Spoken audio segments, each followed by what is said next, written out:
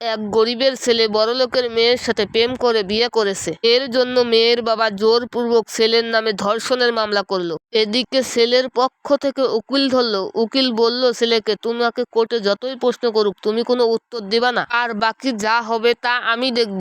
কোর্টে বিচারক বলল, তুমি নাকি জোর করে ওনার মেয়েকে নিয়ে গিয়ে সর্বনাশ করেছো।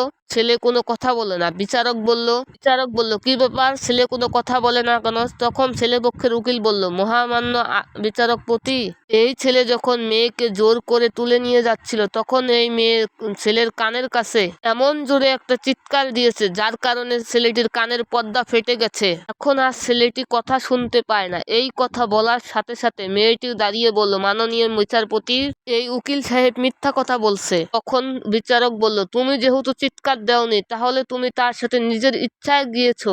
না কথায় ছেলেটা মামলায় জিতে গেল। প্রিয় বন্ধুরা, এই ছিল আজকের আমাদের গল্প। ভিডিওটি ভালো লাগলে লাইক কমেন্ট শেয়ার করে আমাদের চ্যানেলের পাশেই থাকবেন।